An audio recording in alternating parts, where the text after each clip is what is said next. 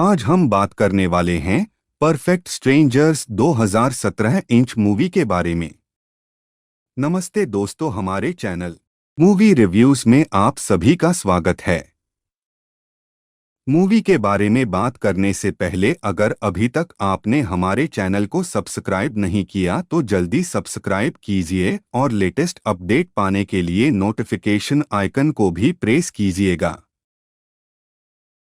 Movie की शुरुआत में हम देखते हैं कि 7 दोस्त कैजुअल एक दूसरे से डिनर पर मिलने का डिसाइड करते हैं और वहां पर वह एक गेम खेलते हैं जिसमें उन्हें एक दूसरे के साथ अपना सेल फोन शेयर करना था और इस गेम से कैसे उनकी पूरी जिंदगी बदल जाती है वह आज हम परफेक्ट स्ट्रेंजर्स में आपको एक्सप्लेन करने वाले हैं।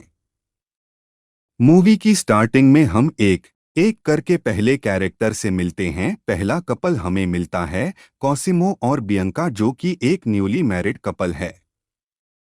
दूसरा कपल है लेले और कार्लोटा का, जिनके बीच में हमें थोड़ा सा डिस्टेंस दिखाई देता है। और लास्ट में एक कपल है एक थेरेपिस्ट और सर्जन का, जो है एवा और रोको, जिनके बीच में थोड़ा उनकी 17 ईयर ओल्ड डॉटर सोफिया को लेकर एक पेरेंटिंग इशू दिख रहा है।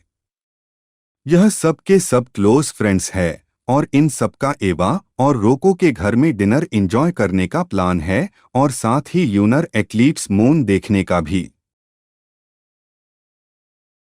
यह सब के सब साथ मिलते हैं और एक दूसरे को ग्रीटिंग और गिफ्ट देते हैं।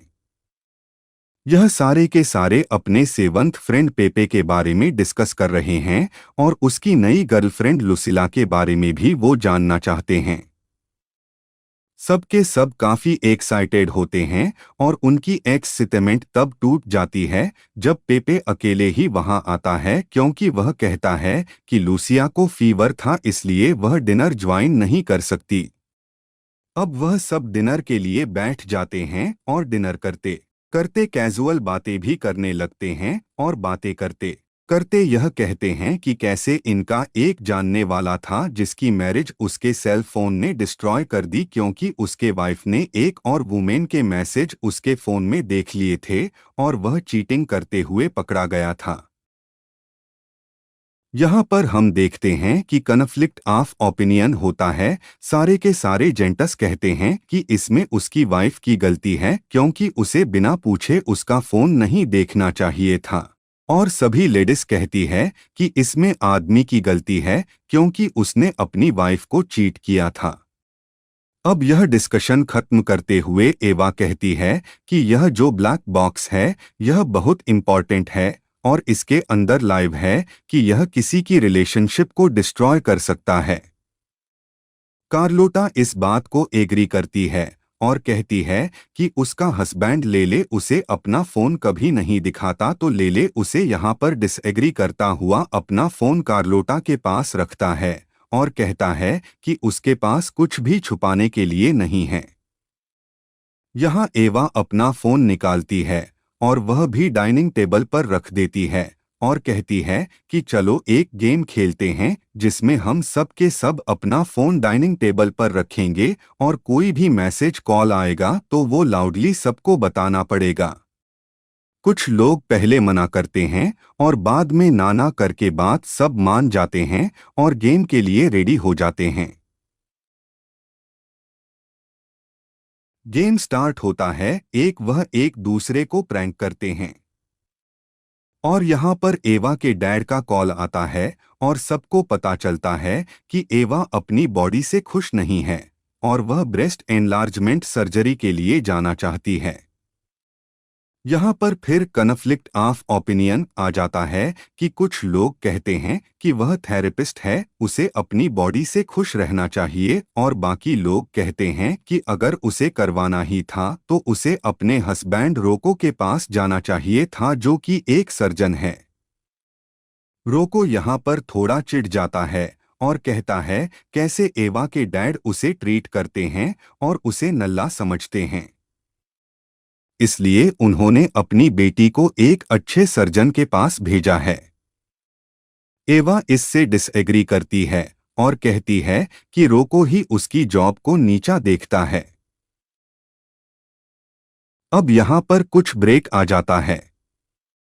ब्रेक में हम देखते हैं कि पेपे और लेले बात कर रहे हैं और लेले पेपे को कहता है कि उसकी एक फ्रेंड रोज रात 10:00 बजे उसे एक मैसेज भेजती है हेल्प मांगने के लिए, और अगर उसकी वाइफ ने यह मैसेज देख लिया तो यह शादी टूट जाएगी। लेले पेपे से रिक्वेस्ट करता है कि उसके साथ फोन एक्सचेंज कर ले क्योंकि उन दोनों के पास सेम मॉडल का फोन था। पेपे थोड़ी ना नुकर करता है, लेकिन वह लेले के इमोशनल ड्रामा के आगे हार जाता है और वह मान जाता है। दूसरी तरफ हम किचन में कार्लोटा और एवा को कहती है कि रोको एक थेरेपी के लिए जाता है। यह सुनकर एवा शॉक हो जाती है।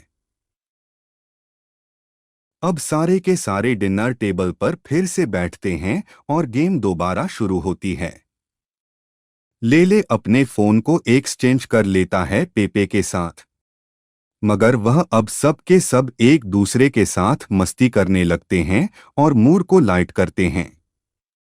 रोको वाइन पी रहा था और उसके ऊपर गलती से वाइन गिर जाती है और एवा उसके साथ उसके पीछे उसकी शर्ट साफ करने आती है और उसे थेरेपी के बारे में पूछती है, तो रोको कहता है कि हाँ वह पिछले 6 महीने से थेरेपी ट्राई कर रहा है। तो एवा इसका कारण पूछती है तो वह कहता है कि वह सब कुछ ट्राई करना चाहता है उनकी शादी टूटने से पहले। एवा काफी इमोशन हो जाती है। इसके बाद डाइनिंग टेबल का सीन आता है जहां लेले के फोन में एक मैसेज आता है। सेंडर का नाम लूसियो होता है। मैसेज पर हाउ आर यू लिखा देखकर वह लेले को इसका आंसर देने को कहता है। जब लेले उसकी लोकेशन मांगता है तो पेपे चिल्लाने लगता है कि यह फोन उनकी प्राइवेसी को हार्म कर रहा है और कैसे उन सब को एक दूसरे से अलग कर रहा है।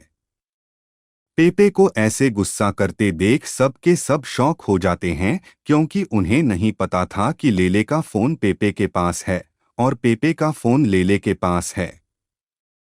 एट लास्ट वह पेपे को शांत करने के लिए कहते हैं कि वह लूसियो के मैसेज को इग्नोर करते हैं और उसे कोई रिप्लाई नहीं करेंगे। खैर अब कार्लोटा का फोन बजता है और उसे एक ओल्ड एज होम से मैसेज आया था जो उसे डिस्काउंट और अच्छे प्राइस पर सर्विस दे रहे हैं।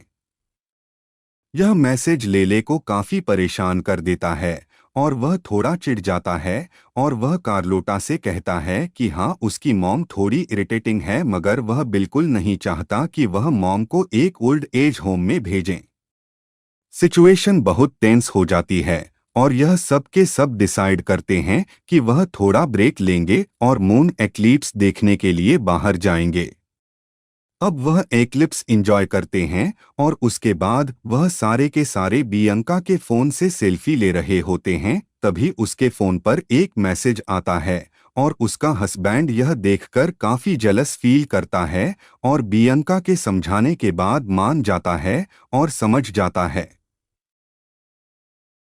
इसके बाद रोको के फोन पर उसकी बेटी सोफिया का कॉल आता है और वह कहती है कि उसके बॉयफ्रेंड ने उसे घर पर बुलाया है क्योंकि उसके बॉयफ्रेंड के पेरेंट्स घर पर नहीं है और उसे पता है कि अब क्या होने वाला है।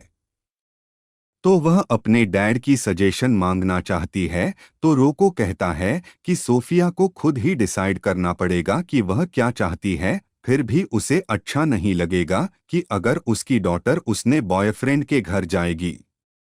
एवा यह सब कुछ सुन रही थी और वह रोको के मुंह से यह सब कुछ सुनकर इमोशन हो जाती है और वह रोको को अलग की नज़र से देखने लगी थी क्योंकि उसे पता चला था कि रोको एक अच्छा फादर है। अब लेले के फोन में लूसियो का दूसरा मैसेज आता है और लेले रिप्लाई नहीं करता है और यहाँ पर सिचुएशन और भी बिगड़ जाती है जब लूसियो कॉल कर देता है। लेले कॉल पिक करता है और लूसियो चिल्लाने लगता है और रिवील करता है कि वह दोनों रिलेशनशिप में हैं। यहाँ अब सब के सब लेले को अजीब नज़रों से देखने लगते हैं क्योंकि किसी को यह नहीं पता था कि यह फोन लेले का नहीं पेपे का है। लेले बहुत एक्सप्लेन देने की कोशिश करता है, वह सिचुएशन को संभालने की कोशिश भी करता है मगर कुछ भी काम नहीं करता है। सिचुएशन और ज्यादा खराब हो जाती है। कार्लोटा और कासिमो उससे बहुत बुरी तरीके से बिहेव करने लगते हैं। पेपे यहाँ पर सिचुएशन संभालने की कोशिश करता है पर लेले उसे रोक देता है क्योंकि वह उसे कहता है कि यह सब बहुत नैरो माइंडेड है और सब कुछ नहीं समझ सकते। इसी बीच कासिमो को एक कॉल आता है और वह आदमी कहता है कि क्या उस लड़की को भी ईयररिंग पसंद है। यह सुनकर बियंका रोने लगती है और वह बहुत टेंस हो जाती है क्योंकि वह उस टाइप के ईयररिंग पहनती ही नहीं थी। उसके कान भी पियर्स नहीं थे। अब बियंका कासिमो को कॉल करती है तो इतने में मारिको का फोन आता है और वह फोन लेने भागता है तो बियंका पहले ही कॉल उठा लेती है। यहाँ पर सीक्रेट रिवील करती है कि वह कोसिमो के बच्चे की मां बनने वाली है। बियंका बहुत अपसेट हो जाती है और वह वहां से बाथरूम में चली जाती है। कासिमो बियंका के पीछे जा रहा होता है कि इतने में उसे एवा बाहर रोक लेती है और अपने कान के इयरिंग निकालकर वापस कर देती है और उसके मुंह पर थूकती है और उसे थप्पड़ मारकर डिस्गस्टिंग कहती है। एवा को रोते हुए देखकर रोको उसके पीछे जाता है और उसको कंट्रोल करने की कोशिश करता है। एवा कुछ भी नहीं बताती है, बस रोती रहती है। इधर कार्लोटा बाथरूम से अंदर आती है और लेले को उसका फोन देती है जिसमें बहुत ही एडल्ट मैसेज आते हैं। वह कहती है कि एक बार कार का एक्सीडेंट उसकी गलती की वजह से हुआ था और लेले ने उसे अपने ऊपर ले लिया था जिसकी वजह से अभी तक उसे ट्रायल फेस करना पड़ रहा है। इसलिए वह आज तक लेले को कुछ भी नहीं कह पाती है। वह उसे सेपरेट होना चाहती है मगर हमेशा गिल्ट में रहती है। उसके बाद कार्लोटा लेले को गे होने के लिए टोनट मारती है और वहां से चली जाती है। तभी पेपे खड़ा होता है और रिवील करता है कि गे वह है, लेले नहीं है और वह सबको यह बताता है कि प्राइवेसी की भी कोई सीमा होती है। अगर उसका प्यार लूसिया है तो वह उसे लूसिया अच्छा लगता है। इसीलिए सबके साथ वो लूसिया को इंट्रोड्यूस नहीं करवाना चाहता था क्योंकि वह सब नैरो माइंडेड है। बियंका अभी भी बाथरूम में थी। सबके सब टेंशन में हो जाते हैं और जाकर बाथरूम का डोर तोड़ते हैं और देखते हैं कि बियंका वहां अपने पर लिपस्टिक लगा रही होती है और मेकअप करके तैयार हो रही होती है और बाथरूम से बाहर आकर कहती है कि वह कासिमो के बच्चे के बारे में अपने मॉम को बताएगी। अब वह वेडिंग रिंग निकालती है और टेबल पर रखकर वहां से चली जाती है। इसके बाद हम देखते हैं कि सारे के सारे फ्रेंड्स एक एक करके लीव करने लगते हैं। मून भी पूरा चुका था और वह फूल क्लिप्स देखते हैं और सबके सब गले मिलकर वहां से जाने लगते हैं, ऐसे बिहेव करके जैसे कुछ हुआ ही नहीं था। पार्टी खत्म होने के बाद हम रोको और एवा को उनके बेडरूम में देखते हैं। वह दोनों कैजुअल बातें कर रहे होते हैं और यहाँ पर हमें रिवील होता है कि फोन गेम कभी हुआ ही नहीं था क्योंकि रोको ने किसी को खेलने ही नहीं दिया था क्योंकि रोको कहता है कि यह फोन बहुत से सीक्रेट स्टोर करते हैं और हम सब की शादी तोड़ सकते हैं। एवा इस पर रोको को डांट मार कर कहती है कि वह कुछ ना कुछ छुपा रहा है। रोको एवा को अपना फोन देता है और कहता है कि उसके पास छुपाने जैसा कुछ भी नहीं है। वह एवा को गुड नाइट कहता है और ईयरिंग के लिए कम्प्लीमेंट भी करता है और यहाँ पर हमें पता चलता है कि सारे के सारे दोस्त अभी भी नॉर्मल लाइफ जी रहे हैं और उन्होंने अपने झूठ को अभी भी छुपा कर रखा है और अपनी शादी को टूटने से बचा रखा है। और यहीं पर यह मूवी खत्म हो जाती है। अगली मूवी के रिव्यू आने तक के लिए नमस्कार। तो दोस्तों ऐसे ही मज़ेदार मूवीज़ के स्टोरीज जानने के लिए चैनल को सब्सक्राइब कीजिए और कमेंट करके बताइए आपको ये स्टोरी कैसी लगी।